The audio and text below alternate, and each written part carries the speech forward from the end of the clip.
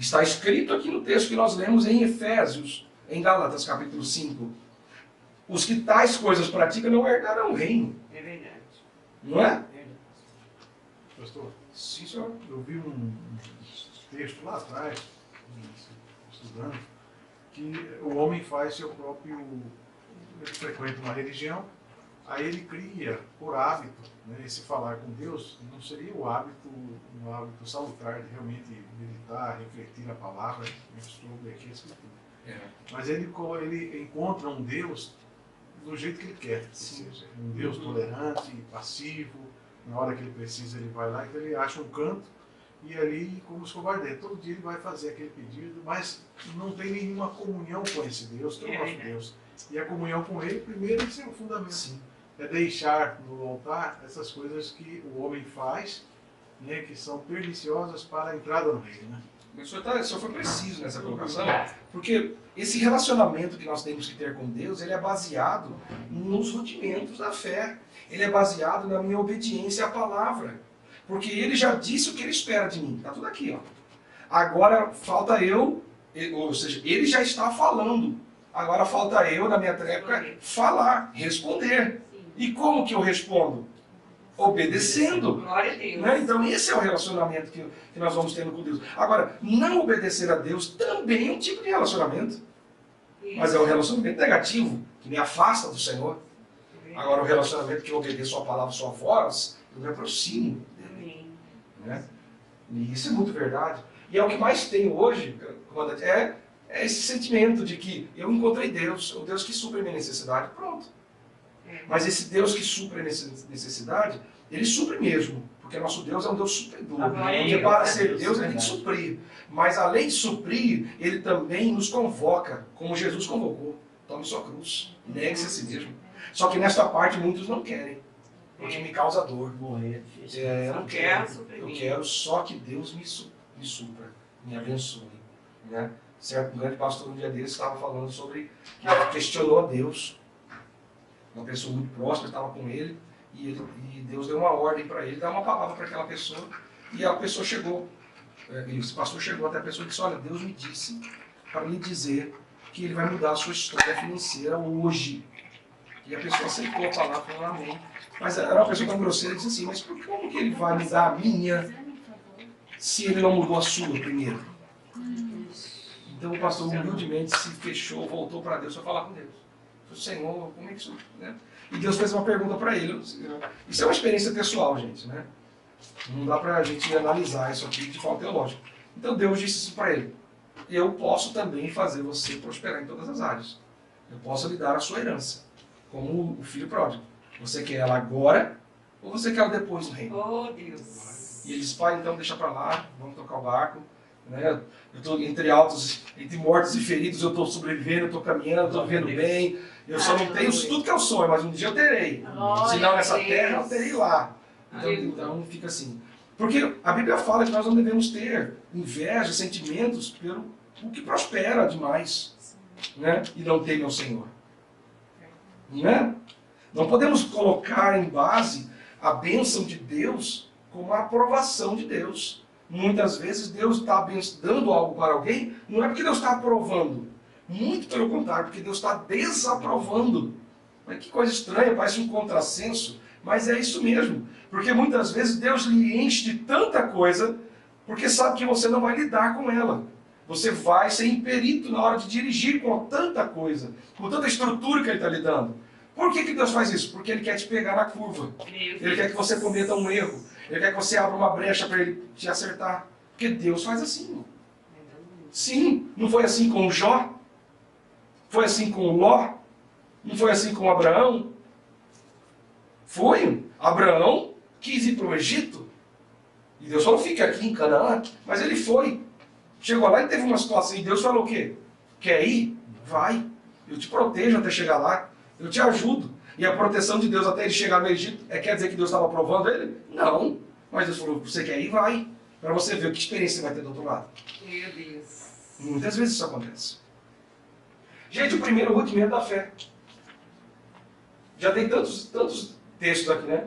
Vocês liguem todos esses textos que eu citei, de Mateus 10, Mateus 16, o de Gálatas 5, tudo aqui. O altar do sacrifício. Tem que entregar no sacrifício, no altar. Nossa vida não é uma vida lamurienta, dificultosa, complicada, não é. Mas tem momentos que você vai ter que colocar as suas coisas no altar do Senhor. Porque os que servem a Deus têm que ter um sorriso no rosto, embora passe por lutas. Mas tem que ter uma palavra de vitória. Porque aquilo que você fala, aquilo muda a realidade. Isso é para os irmãos aqui no estudo, para você que está indo no YouTube. É aquilo que você declara vai mudar a sua realidade. Verdade.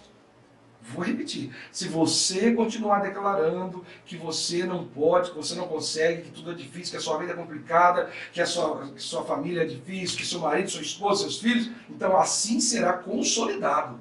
Mas se você mudar a sua linguagem, se você mudar a sua palavra, e mesmo dentro de uma situação difícil declarar contrário, Glória a Deus. Deus vai começando a mudar a sua Amém. realidade. Por que eu digo isso? Por identificação espiritual. Porque todas as coisas foram criadas pela palavra. A palavra tem um poder enorme de criação. Glória a Deus. Se a palavra não mudar a realidade física de alguém, pelo menos ela muda a realidade emocional. Entende esse exemplo? Uma pessoa que passa uma grande dificuldade financeira. Ou uma pessoa que quer coisas e não tem. Não. Eu quero uma Cherokee. Então eu posso falar assim, Senhor, eu quero, e Deus nunca me dá. E eu viver uma vida de lamúria. Não, mas eu não tenho o que eu quero, eu só tenho graças a Deus, só tenho um sandeiro. Pelo Deus do céu. E começo a declarar, Deus, eu vou ter algo melhor. Deus vai me abençoar. Deus vai abrir portas. Meu carro quebrou. Não, Deus vai me abrir uma porta um dia. Meu carro furou o pneu outro dia. Não, Deus... Se a minha palavra não mudar a minha realidade, porque não só depende da palavra, depende também de outras coisas. Se a minha palavra não mudar a realidade física, ela vai mudar a minha realidade emocional. E aí eu passo a dizer assim, eu ainda continuo querendo uma Cherokee, mas eu sou grato pelo sandeiro que eu tenho. Glória a Deus. Glória a Deus. Entende como que muda a atmosfera? E por isso eu digo que a palavra muda. Aquilo que você fala vai construir. E aquilo que você fala vai destruir. É verdade. Sim ou não? Amém. Nem sei porque eu disse isso. Mas está aí. Está Glória a gravado. Deus. Vamos para o segundo passo. Fala, Deus. Aqui é a pia. Depois que o homem entra no processo de entregar, ele já está prático nisso, França. Ele já está prático diariamente, ele já aprendeu que ele não tem que ir na força dele. Deu uma confusão lá no casamento, ele sabe que ele tem que ceder, ou ela tem que ceder a alguém, porque senão os dois bicudos, como diz o ditado lá na Alemanha, então o ditado alemão que fala assim, né? Dois bicudos não se beijam. Então, os dois têm que dar uma... Quem tem mais luz vai ter que ceder. Amém. E você cede sempre. Então você já está exercitando a morte de si mesmo, do seu ego. Mas só eu que cedo, né? Eu sei que não é assim, agora, mas é só eu, peraí, não está certo, ele também tem que ceder um pouco. Não é esse ponto de vista, é o contrário. Se eu estou cedendo é porque eu estou indo sempre aqui no altar, entregando minha alma, Glória a Deus. entregando, eu estou exercitando o Aleluia. primeiro rudimento da fé. E se você já está prático nesse exercício aqui, você vai para o próximo, que é a pia de bronze, aonde a palavra, não mais a situação, não mais agora o exemplo que eu estou dando da briga do casal, não mais a briga no casamento que está tratando você, porque a palavra do Senhor diz assim, que como ferro que com ferro se afia, assim o homem com outro homem. Ou seja, não está falando de homem macho, está dizendo pessoas. Assim as pessoas vão se afiando, elas vão se batendo. Agora escute, não é esse o alvo, o propósito de Deus. Não é que você fique batendo para afiar. Não. O propósito de Deus é outro. O propósito de Deus é que você venha para a pia. Mas qual a diferença? A diferença é que eu estou aqui com minha esposa me batendo com ela e aí eu acabo aprendendo. Depois da briga, uma semana de briga, eu aprendi que eu tenho que ceder e aquilo vai. Mas o que Deus quer comigo na pia é o quê? Que eu venha à palavra, que é a água, e ela me reflita. Glória a Deus. Está refletindo Aleluia, Senhor. o meu mau caráter de querer tudo só para mim, de querer eu mandar em todas as coisas. E a palavra me reflete isso, e eu entendo isso. E quando eu entendo, eu pego a água e me lavo. Eu não preciso mais do ferro com ferro. Agora o que me transforma? A água, a palavra. Aleluia. E ela tem um espelho para me refletir. Já percebeu que o nível subiu? É um outro nível, o segundo degrau do arrependimento. Agora tem gente que ouve a Bíblia, ou escuta, ou estuda, ou lê, ou sei lá, faz até cruzadinha, tem joguinhos bíblicos, mas para ele não faz diferença nenhuma, é um livro, é uma coisa interessante. Cita os textos. Fui na casa de alguém agora fazer uma visita, uma senhora em definhamento, se existe a palavra. Existe? Deve existir, né? Ela está... Moribunda. Ela está moribundando já.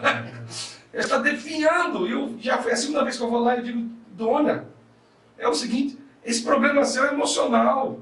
Eu não sou médico, irmão, mas eu entendo um pouquinho da emoção humana.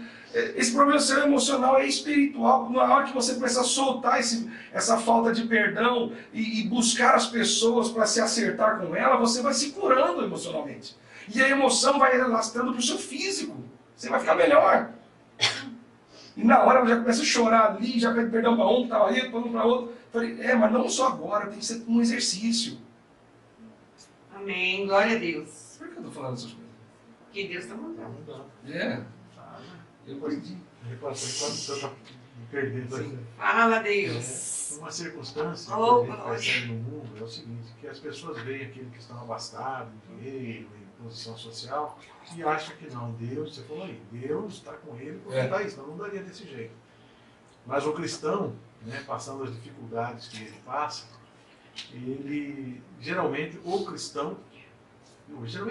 cristão é um bom cidadão. Sim. Mas nem sempre o bom cidadão É um é um cristão. Então, o que eu quero demonstrar isso? Demonstrar que, para olhares de muito, né, aquele que está abastado, foi dito aqui na fala, né? Esse está com Deus, está bem, Pois o outro pequenininho não está por conta de que ele não tem a proeminência social, né? E essa é a importância de nós olharmos com o olho espiritual, né? Sim, isso está certo. E a verdade é tanto, eu acrescento essa colocação do senhor, é o seguinte. Lembra de Ló? Lembra de Ló? Não, vamos pegar outro. Jacó. Tem vários exemplos. Vamos pegar Jacó, o irmão de Labão, o irmão de Esaú. Quando eles se separaram na briga, porque Esaú queria matar Jacó, e Jacó teve que fugir para não morrer. Deus falou com Jacó lá, volta e pede perdão para o seu irmão, mas é humilhado. Não é assim, perdoa aí, não. Você vai se prostrar 3 vezes, você vai mandar a oferta, você vai mandar a sua família, você vai se dobrar diante dele. Aleluia. Perdão tem que ter oferta, meu filho. Aí falou com ele que ele falou, sim senhor, e foi. No caminho ele teve um encontro com Deus de novo. Dormiu, Deus apareceu para ele, foi aquela maravilha. E ele conseguiu, e ele permaneceu. A história é muito longa, mas eu vou resumir. Quando ele chega diante de Esaú, ele chega humilhado. Esaú está exaltado. A pergunta é, mas Deus está com quem? Jacó ou Esaú? Com Jacó. Ou seja, nem sempre Deus está com o exaltado. Deus estava com o humilhado, conduzindo o humilhado ao lado dele, dizendo, vamos lá que eu vou contigo, para você pedir perdão e se consertar com o seu irmão. Glória a Deus. Enquanto o outro que estava abastado, enriquecido, recebendo as ofertas, Deus estava com o outro, não com ele. Entendem essa questão? Que o senhor, só para ilustrar mais o que o senhor falou ainda.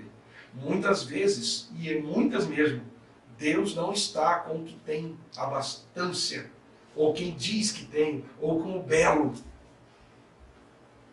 É verdade. A palavra do Senhor diz que certa vez o Senhor se manifestou e o profeta disse, eu percebi que Deus estava falando comigo e eu vi num furacão e não era Deus no furacão. Eu vi num vendaval e não era Deus no vendaval. E depois passou um cicílio de um vento e Deus estava lá. Deus está nas coisas simples. Deus está nas coisas singelas. Aleluia. Deus está nas coisas modestas. Deus está nas coisas que a Bíblia fala, a palavra do Senhor diz que nós não devemos desprezar os humildes começos. Deus está no simples. Mas hoje as pessoas veem com os olhos humanos. Deus disse isso a Samuel, quando Samuel vai ungir Davi, e Deus diz para ele no caminho, não olha como os homens olham, Oh, Deus. porque o homem olha o exterior e eu olho o interior. Quando Samuel entra na casa, tem lá 7 meninos e o pai, o mais bonito, ele fala, é você. Você é o ungido de Israel. Pode vir aqui que eu vou derramar. E Deus falou, meu filho, não é o próprio, não é. Bom, Senhor, se não é o mais bonito, é o segundo mais bonito. Não é. E ele foi errando, até que ele disse, acabou minhas opções.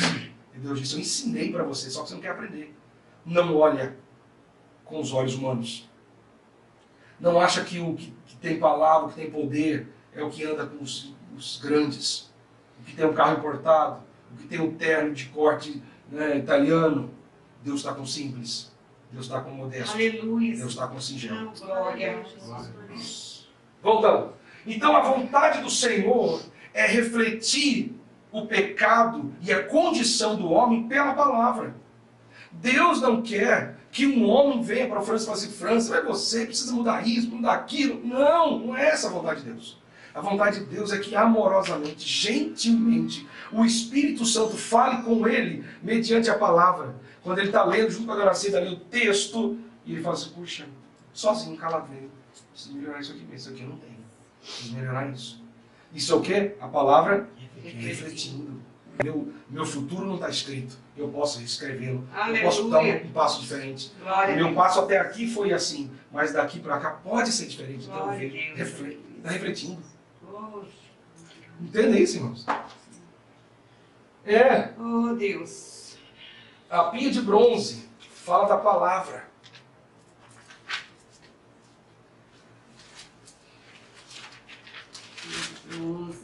Palavra de Deus. Também fala do batismo. Este aqui é o átrio. Foi apresentado a vocês. Rudimento da fé. Rudimento da fé. Abraão, o escritor de Hebreus, ele dizia assim, eu queria falar com vocês de coisas mais profundas, mas vocês não podem ouvir, então eu vou falar dos rudimentos. Ou seja, o escritor, caso seja Paulo, ele queria falar daqui, ó. Mas ele teve que explicar isso aqui. E ele falou que vocês já são velhos e não estão entendendo isso. No nosso caso é diferente, porque lá eles eram doutores da lei, nós estamos aprendendo agora. Mas eles, antigamente, eram letrados. Desde criança, aos 6 anos de idade, eram formados na palavra de Deus. E sendo adultos, ainda não tinham compreendido essas coisas básicas, elementares. Bom, saiamos então do átrio e entremos num outro lugar, chamado Lugar Santo.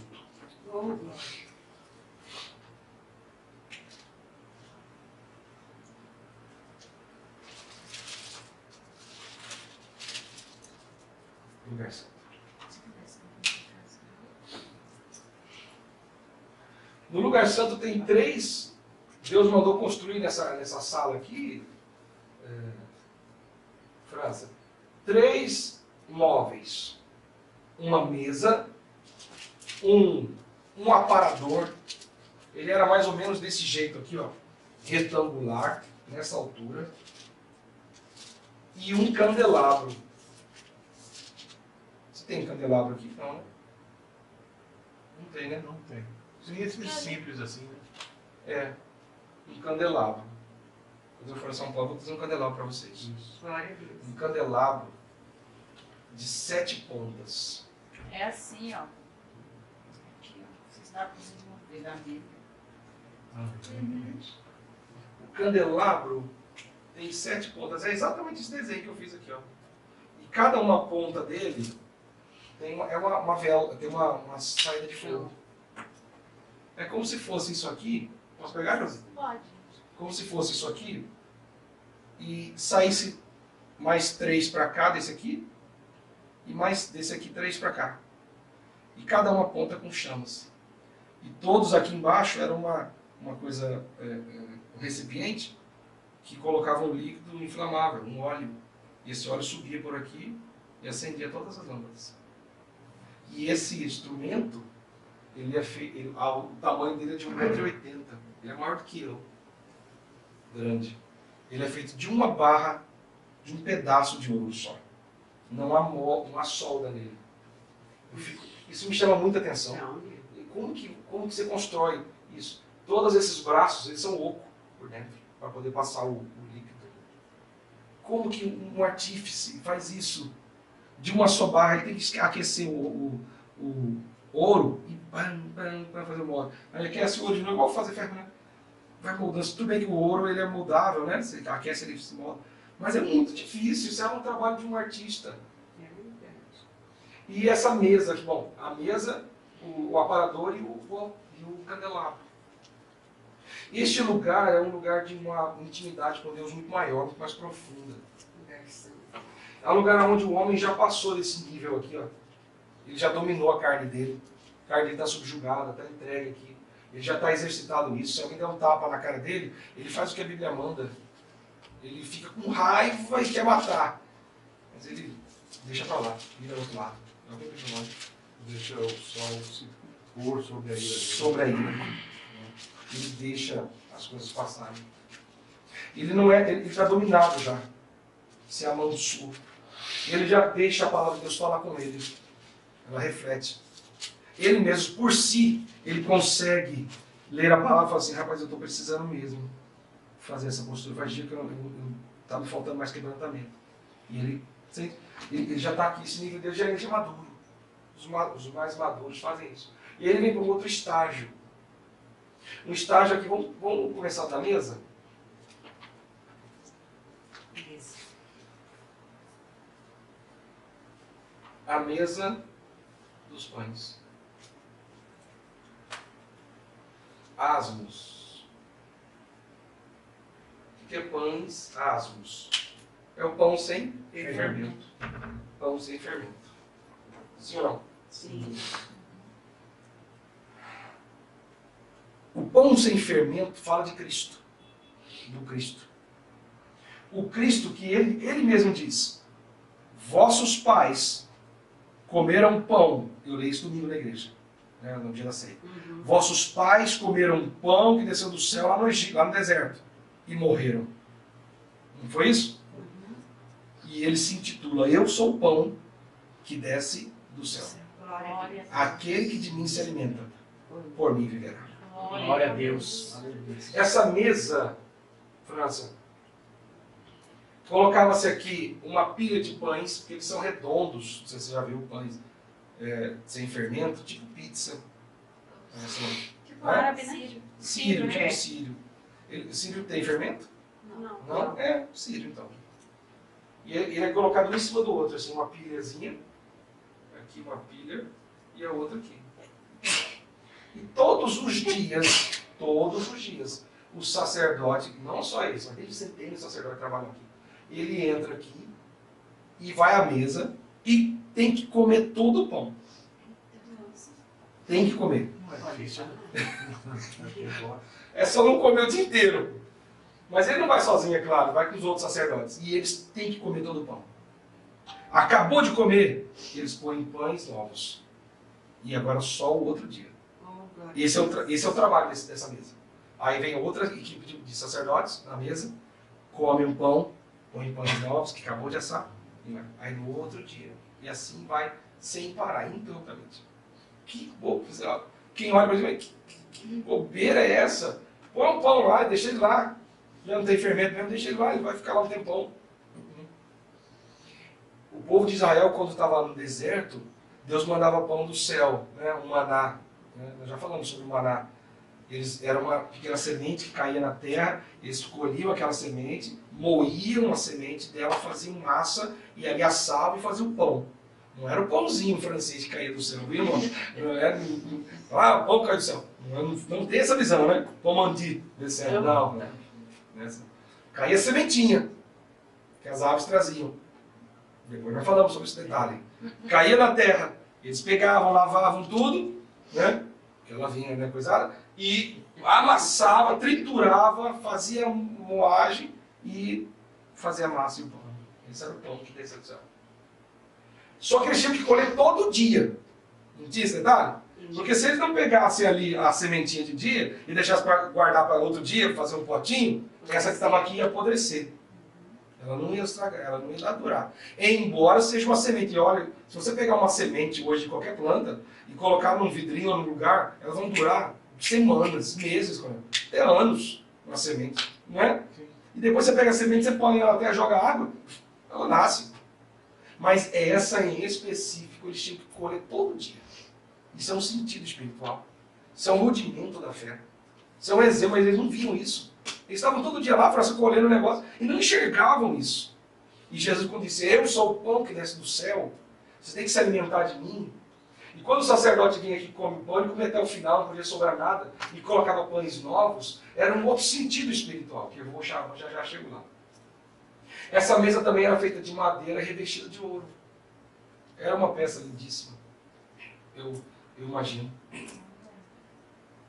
Mas a mesa dos pães, sem fermento, me fala que eu tenho que me alimentar de um alimento que não tem fermento. Está bem lógico. Mas Jesus disse assim para os discípulos: cuidado com o fermento dos fariseus. Cuidado, porque não é o que entra pela boca que contamina o homem, mas o que sai da boca, e isso que contamina o homem. Vocês querem conferir isso na Bíblia? Mateus capítulo 15. Mateus 15, versículo de número 11. O que contamina o homem não é o que entra na boca, mas o que sai da boca. Isso é o que contamina o homem. Aí lá, desce um pouquinho comigo, vai lá no versículo 18. 17. Ainda não compreendeis que tudo que entra pela boca desce para o ventre e é lançado fora? Mas o que sai da boca procede do coração e é isso que contamina o homem. Porque do coração procedem os maus pensamentos. Morte, adultério, fornicação, furto, falso testemunho, blasfêmia. E são estas coisas que contaminam o homem. Mas o comer sem lavar as mãos, isso não contamina. Né? Alguém na área da saúde fala, não, tem que lavar a mão para comer. Tem que lavar a mão? Tem, mas tem. Isso vai contaminar o quê? Seu corpo, seu físico. Mas o que Jesus está dizendo é a alma. É a alma. Então, José, olha aqui comigo, irmão. A mesa era uma mesa sem fermento. Era uma mesa que não contamina. Era uma mesa de um alimento puro, de um alimento restaurador. E Cristo falou, se você se alimentar de mim, então eu vou para o seu interior, eu vou para a sua alma. E de lá eu vou te descontaminar, eu vou te fazer uma restauração de dentro para fora. Porque o que ele diz aqui, o que contamina o homem é o que sai da boca. E o que sai da boca vem do coração. Note que aqui ele joga as atitudes no altar. Mas as atitudes, irmã Josi, vão continuar vindo. Por exemplo, eu estou lutando aqui para eu deixar a vingança de lado. Todo dia sinto vontade de me vingar do França. E eu vou lá e coloco tudo no altar do sacrifício. Já expliquei como é que faz isso, né? Vou lá e põe na mão do Senhor, não vou me vingar. Mas no outro dia vem aquela sensação, vou vingar. Eu vou lá, não, Senhor, vou colocar no altar. E assim, dioturnamente eu vivo. Beleza, eu estou cumprindo esses primeiros rudimentos da fé. Mas aqui, ele quer fazer algo mais profundo que é feito aqui. Porque a minha ira, a minha revolta, a minha vingança com ele, eu estou matando ela diariamente, não é? Só que ela vem de uma fonte. E essa fonte está viva. Mas quando eu começo a comer um pão sem fermento que desce do céu, que é o Cristo, ele vai entrando para dentro de mim e vai mudando internamente. E as palavras e as coisas que eu vou proferindo, note que você viu aqui, ó, que sai da boca, que contamina o homem, é morte, adultério, pensamento, tudo são obras da carne. Não são obras da carne? Então ele está dizendo que contamina o homem é as obras da carne. E ele fala, então como que eu encerro as obras da carne? Ora, porque do coração procedem. As obras da carne vêm do coração, vêm do interno. E se você se alimentar de um pão que não tem fermento, irmã Wanda, você vai falar e fluir de algo que não tem fermento. Amém. Vou repetir. Se você se alimentar do pão que não tem fermento, você vai falar, vai agir como uma pessoa sem fermento. Porque o coração da onde procedem as coisas que eu estou lutando aqui, agora começa a mudar. Amém. Entende que quando eu mais chego perto daqui, mais profundo o tratamento. Aqui eu lido eu domino a situação. Aqui eu já vou na fonte da situação. Oh, Deus. Como que eu mudo essa fonte? me alimentando. É o que vocês estão fazendo aí agora. Glória a Glória a Deus. Deus. Essa é uma obra tão espiritual e que você não tem domínio sobre ela, que o domínio que você tem é só a forma com que se alimenta. Você pode escolher em se alimentar de uma palavra profunda e verdadeira, como essa que nós estamos fazendo aqui agora, ou se alimentar de, sei lá, de qualquer outro tipo de alimento mais suave. Você pode escolher. Mas saiba que o alimento que você tomar, ele vai para o seu interior. E você vai viver pelo aquele alimento que você ingeriu.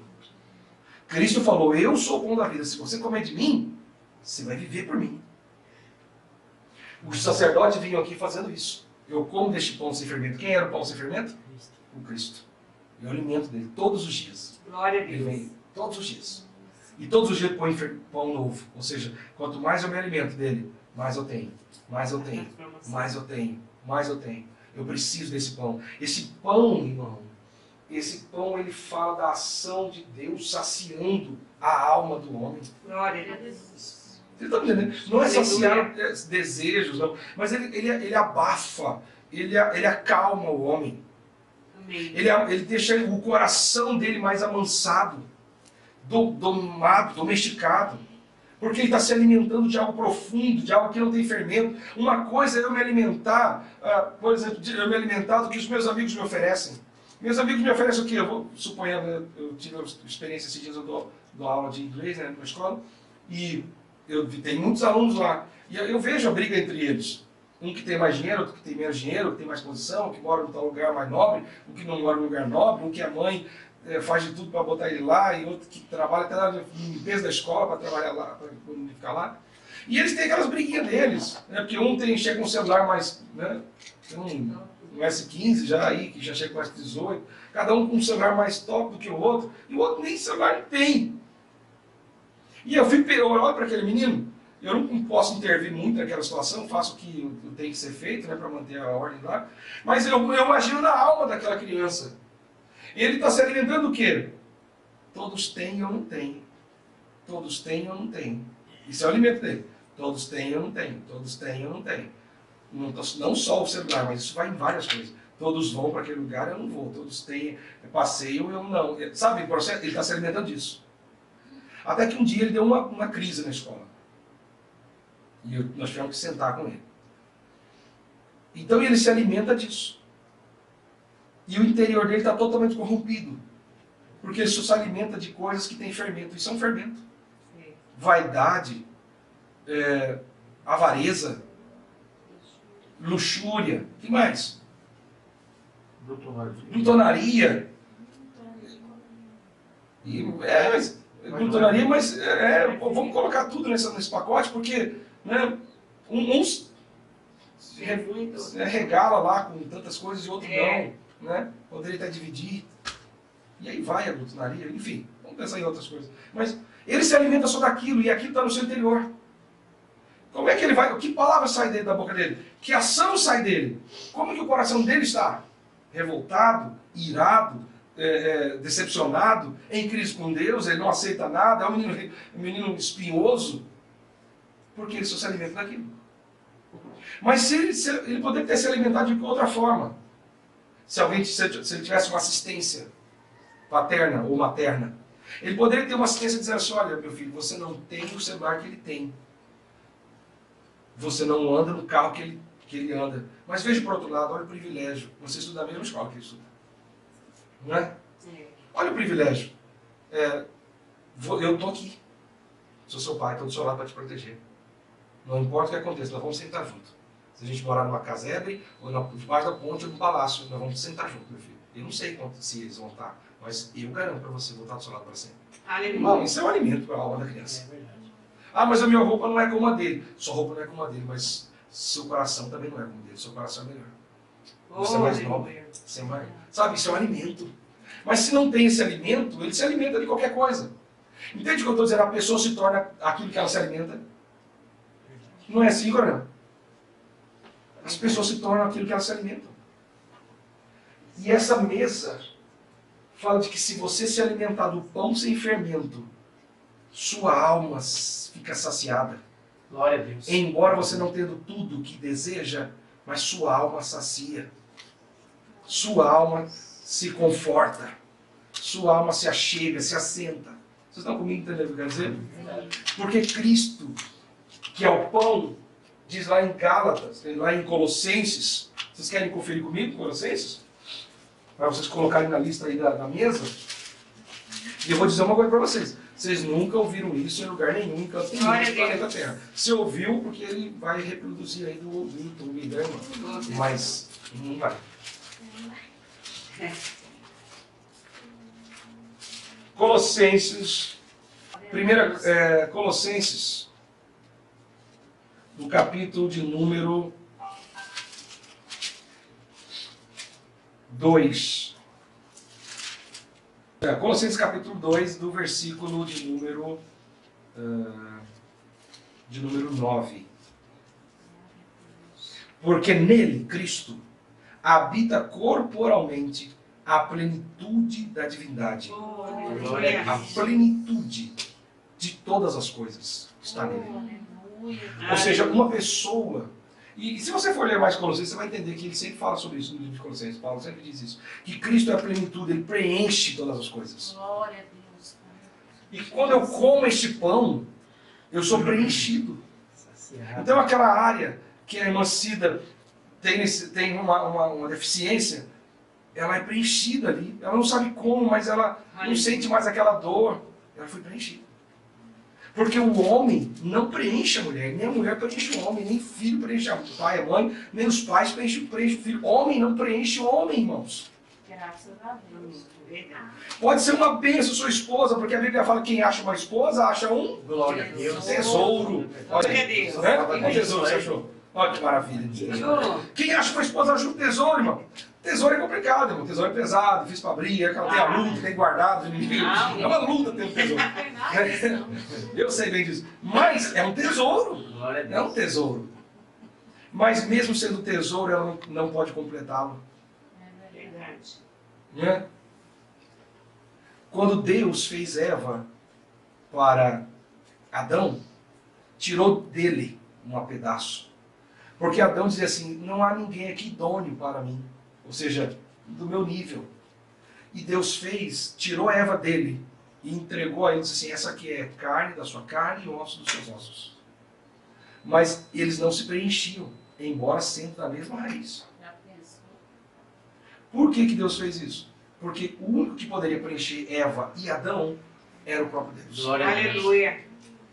E agora o Cristo vem com este pão, dona Cida.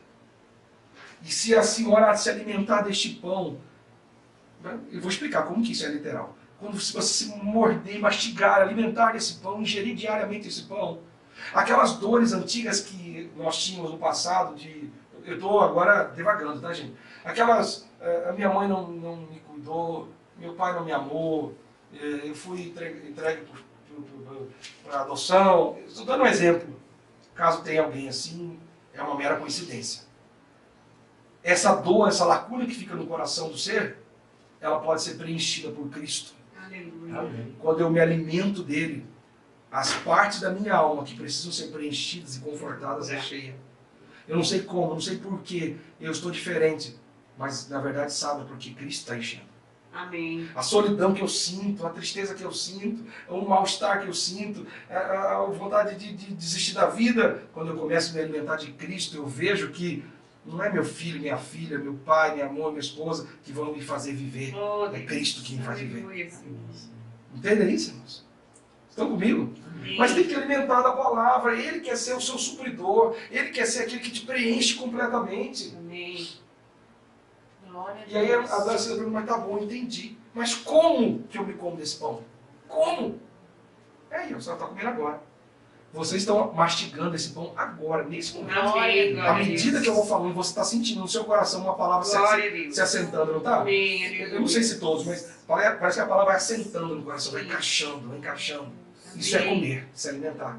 Aí você vai sair daqui, sabe o que você vai fazer? Vai chegar na sua casa para dormir, você vai ficar pensando. Isso chama-se meditar. Meditando. E aí na terça-feira você volta de novo assim, para comer mais. Glória a Deus. E alimento é o pão. Ele é o seu pão que desce do céu. Glória a Deus. Ele é o seu pão que te sacia. Porque ele disse mesmo, seus pais comeram no deserto e morreram. Mas se você comer de mim, nunca morrerá. Glória a Glória a Deus. Deus. É muito Pai, bonito isso aqui. aleluia. Glória a Muito Deus. belo. Além de falar da saciedade que ele me dá interna, ele também fala da purificação do meu coração. Porque se eu comer de um pão santo, meu coração se torna melhor. E ninguém tem controle do seu coração. Você só tem controle do que você põe para dentro. Ah, eu vou escutar uma música.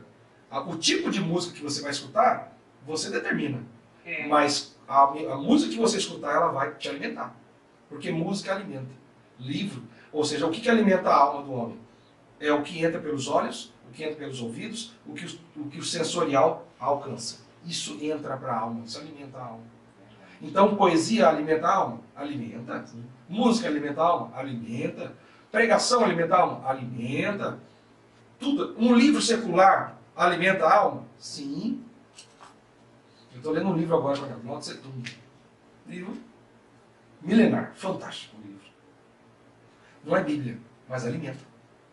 Só que eu tenho que ter cuidado com o que eu como. Porque à medida que eu como, meu coração responde. Então imagine se eu só como porcaria. Pensa comigo.